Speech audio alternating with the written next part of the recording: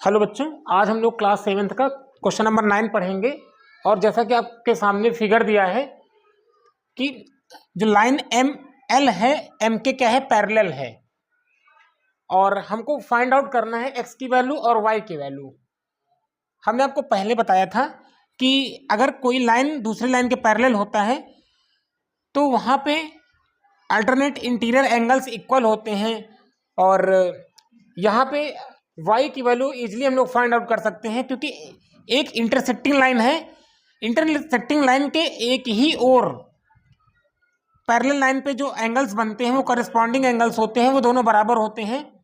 तो y किसके equal हो जाएगा? 110 के इक्वल हो जाएगा। y इक्वल टू 110 हो जाएगा। और यहाँ पे बात करें हम लोग x की, x कैसे फाइंड आउट करेंगे? 130 और x अगर हम लोग ऐड करें दोनों एंगल्स, इसका सम कितना आएगा? 180, 180 लीनियर पेयर है। अब हम 130 उधर भेज देंगे तो x इक्वल टू 180 माइनस 130, 180 में 130 माइनस करेंगे, कितना आ जाएगा? 50 डिग्री। अब x की वैल्यू कितनी आई है? 50 डिग्री। तो अब x और ये वाला x क्या है? कॉरेस्पॉन्डिंग एंगल्स हैं, और कॉरेस्पॉन्डिंग एंगल्स क्या होते हैं? सेम होते हैं। तो x की वैल्यू कितनी आ जाएगी? यहाँ पे x की वैल्यू आ जाएगी 50 डिग्री, और y की वैल्यू कितनी आई है? 110 डिग्री। तो बच्चों, अब हम लोग देखेंगे क्वेश्चन नंबर 10 का पार्ट फर्स्ट। हमारा दिया है a इक्वल टू 32 डिग्री, और ये एंगल टोटल हमारा दिया है 66 डिग्री। और अब हमको निकालना है a की वैल्यू भी निकालनी है, स्मॉल a की, स्मॉल b की और स्मॉल c की। तो अगर बच्चों हम इस लाइन को इस साइड आगे बढ़ाएं, और इसमें यह भी कह रहा है b क्या है? पैरेलल है c के। अगर b पैरेलल है c के तो जो जेड फॉर्म बनता है, जो जेड शेप बनता है, अर्थात 32 डिग्री, और ये एंगल, अगर इस एंगल का नाम हम लोग p दे दें, 32 और p क्या होंगे? दोनों सेम होंगे। कैसे? अल्टरनेट एंगल्स हैं। तो यहाँ पे कितना आ जाएगा? 32 डिग्री आ जाएगा। अब टोटल एंगल कितना है? 66 डिग्री, और 66 है। तो अगर हमको ये वाला एंगल फाइंड आउट करना है तो हम 66 में माइनस कर देंगे 32। तो 66 में 32 माइनस करेंगे, कितना आ जाएगा? 34 डिग्री आ जाएगा हमारा। अब 34 डिग्री आ गया। अगर आप देख रहे होंगे 34 डिग्री और ये स्मॉल एंगल ए, ये आपस में बराबर होंगे। कैसे? Alternate angle. यहाँ भी जेड जैसी आकृति बन रही है, तो ए हमारा कितना आ जाएगा? 34 डिग्री। अब अगर 34 डिग्री आ गई ए की वैल्यू, तो अगर हम इस लाइन को टोटल आगे बढ़ाएं तो टोटल कितना हो जाएगा? 180 डिग्री। 180 में अगर 34 माइनस कर देंगे, कितना आ जाएगा हमारा ये एंगल, हमने माना इसको स्मॉल वाई। एंगल ए 34 है, और 34 और वाई मिलाकर कितना आ जाएगा? 180 है। अब हम 34 में माइनस कर देंगे, 10 में 4 माइनस करेंगे 6, और 7 में 3 माइनस करेंगे 4, 146 आ जाएगा। y इक्वल टू कितना आ जाएगा? 146। y की वैल्यू कितनी आ गई है? 146। अब बच्चों, लाइन C और लाइन E क्या है? पैरेलल है। लाइन C क्या है? लाइन E के पैरेलल है। तो एंगल स्मॉल b और ये 146 आपस में बराबर होंगे। तो b की वैल्यू कितनी आ जाएगी? यहाँ भी जेड जैसी शेप बन रही है, तो यहाँ पे स्मॉल b 146 के बराबर हो जाएगा। और बात एंगल C की जाए तो एंगल C भी हम लोग फाइंड आउट करते हैं।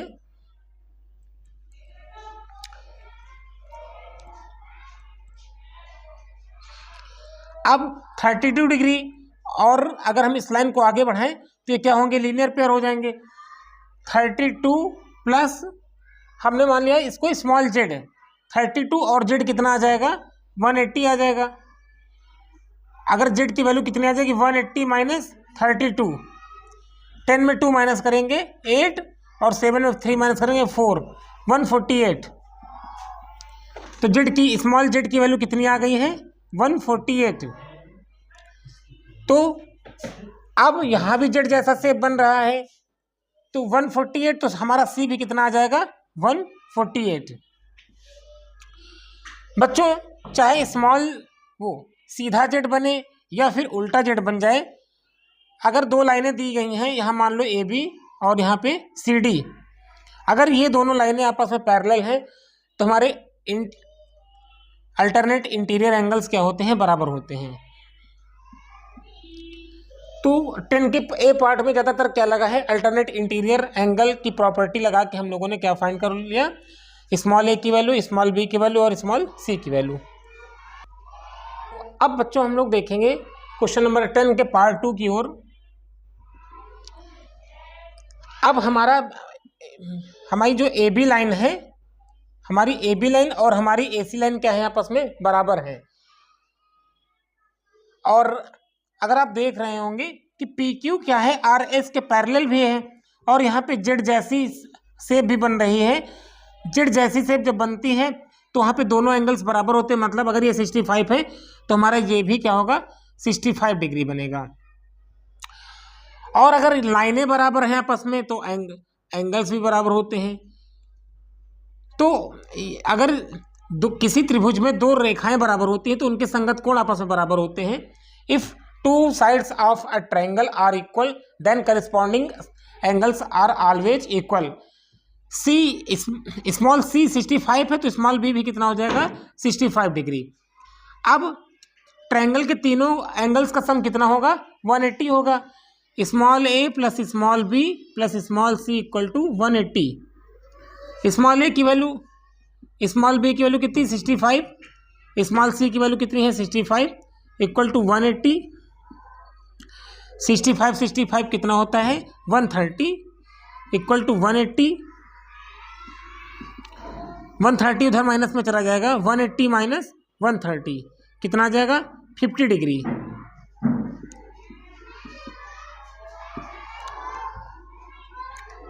तो कितना आ जाएगा 50 डिग्री। अब यहाँ पे अगर आप देख पा रहे होंगे PQ में 65 ए और एंगल हम लोग नाम दे दें स्मॉल एक्स, तो angle A plus small x और 65 मिला के कितना होना चाहिए 180, क्योंकि क्या लीनियर पेयर है। एक ही रेखा में जितने कोण बनते हैं सब आपस में लीनियर पेयर कहलाते हैं, और लीनियर पेयर में सम कितना होता है 180 होता है। तो ए की वैल्यू कितनी है 50 degree, x degree plus 65 degree बराबर 180 डिग्री। 50 65 कितना होता है 50 65 115 plus x degree equal to 180 degree. 180 minus 115, 180 में अगर 115 माइनस करेंगे कितना आ जाएगा, 10 में 5 माइनस करेंगे 5 आ जाएगा, और 7 में 1 माइनस करेंगे 6 आ जाएगा। तो कितना आ जाएगा बच्चों 65 डिग्री आ जाएगा। तो हमारी x की वैल्यू कितनी निकली है 65। तो बच्चों अब हम लोग देखेंगे 10 का पार्ट सी पार्ट देखेंगे। बच्चों BC PQ के क्या है पैरेलल है, तो यहाँ पे जेड जैसी आकृति बन रही है, और जेड जैसी आकृति का मतलब इंटीरियर एंगल्स क्या होंगे इक्वल होंगे। अगर ये 40 डिग्री है तो C इक्वल टू हमारा 40 डिग्री आ जाएगा। और बच्चों अगर हम यहाँ पे इसमें देखा जाए तो एंगल ए कितना हो जाएगा, यहाँ भी जेड जैसी शेप बन रही है तो 80 है, तो ए हमारा ए भी कितना आ जाएगा 80 डिग्री आ जाएगा। अब 80 और 40 और बी को मिलाकर कितना आना चाहिए हमारा small a plus small b plus small c मिला के 180 होना चाहिए, क्योंकि एक ही लाइन के कोण है, सारे कोणों का जोड़ कितना आएगा 180। स्मॉल ए 80, स्मॉल बी नहीं पता, स्मॉल सी कितना है 40 डिग्री हमारा, तो कितना है 180, 80 40 120 बराबर 180। बी 120 माइनस में भेज देंगे, 180 माइनस 120 इक्वल टू 60 डिग्री। तो बी की वैल्यू कितनी आ गई 60 डिग्री। अब ट्रायंगल में भी देख लेते हैं हम लोग, त्रिभुज में भी इनका जोड़ 180 होना चाहिए। 80 60 140 और 140 40 180, मतलब हमारी सारी वैल्यू क्या है सही है। बी की वैल्यू 60 आई है और सी की वैल्यू 40 आई है और ए की वैल्यू 80 डिग्री आई है। एक उल्टा जेड बन रहा है, 40 ये तो 40 ये, एक सीधा जेड बन रहा है यहाँ पे, तो ये अगर 80 है तो ये भी 80 हो जाएगा। तो बच्चों अब हम लोग देखेंगे पार्ट डी, चौथा पार्ट देखेंगे क्वेश्चन नंबर 10 का। अब यहाँ पे आपको ए और बी और सी की वैल्यू निकालनी है। बच्चों अगर ये 110 है तो इन दोनों एंगल्स का सम 180 होना चाहिए। अगर 110 है तो ये नॉर्मल सी बात है, जाहिर सी बात है कि ये भी कितना होना चाहिए, 70 डिग्री होगा। 110 और 70 मिला के कितना हो जाएगा, 180। अब यहाँ पे जेड बन रहा है, जेड के इंटीरियर एंगल्स क्या होते हैं, बराबर होते हैं। तुम्हारा सी कितना आ जाएगा, सी इक्वल टू आ जाएगा 70 डिग्री। अब यहाँ पे सीधा जेड की बात करें, सीधा जेड अगर ये 60 है तो हमारा ए की वैल्यू भी 60 आ जाएगी। अब ए की वैल्यू आ गई, यहाँ पे 70 डिग्री है, यहाँ पे 60 डिग्री है, और किसी त्रिभुज के तीनों कोणों का जो कितना होता है 180, तो 60 + 70 + b equal to 180, 60 70 130 plus b equal to 180, b equal to 180 minus 130, 180 में 130 माइनस करेंगे 50 डिग्री। बच्चों अब हम बात करेंगे क्वेश्चन नंबर 11 कोई। क्वेश्चन नंबर 11 कह रहा है कि ए बी क्या है, सी डी के पैरेलल है, और ए आर पी कितना है हमारा, ए आर पी हमारा दिया है 118। अब हमको निकालना किसकी, आर एस डी की, आर एस डी, रुक दो अभी ना, रुक दो। बच्चों अगर ये 118 है तो हमारा ये एंगल कितना हो जाएगा। अब हम 118 और अगर हमने इसको स्मॉल एक्स मान ले तो ये दोनों का जोड़ कितना होगा, 118 और स्मॉल एक्स का जोड़ कितना आएगा, 180 के बराबर। 118 plus x equal to 180, x equal to 180 minus 118। 10 में 8 माइनस करेंगे 2, और 7 में 1 माइनस करेंगे 6, 162 डिग्री आ गया। अब हमारा 62 डिग्री आ जाएगा। अब 62 डिग्री, अगर ये 62 डिग्री है तो बच्चों हमारा जो आर एस डी मतलब ये एंगल, ये भी 62 होगा। कैसे, करस्पॉन्डिंग एंगल्स हैं, तो हमारा आर एस डी कितना आ जाएगा, ये 62 डिग्री आ जाएगा। अब 62 और क्यू एस डी ये दोनों मिलाकर क्या होना चाहिए, 180, लीनियर पेयर है, तो 62 plus angle Q S D, angle Q S D दोनों मिलाकर कितना होना चाहिए, 180। एंगल क्यू एस डी बराबर 180 माइनस 62, 10 में 2 माइनस करेंगे कितना आ जाएगा, 8, और यहाँ पे 7 में 6 माइनस करेंगे 1, मतलब 18 डिग्री।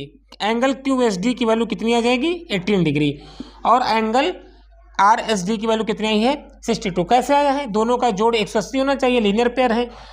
अब ये 62 तो ये भी 62, क्योंकि करस्पॉन्डिंग एंगल्स हैं। अब अगर ये 62 है तो इन दोनों का जोड़ 180 होना चाहिए। अगर ये 62 डिग्री है तो कितना हो जाएगा, ये वाला, ये हो जाएगा 118 डिग्री।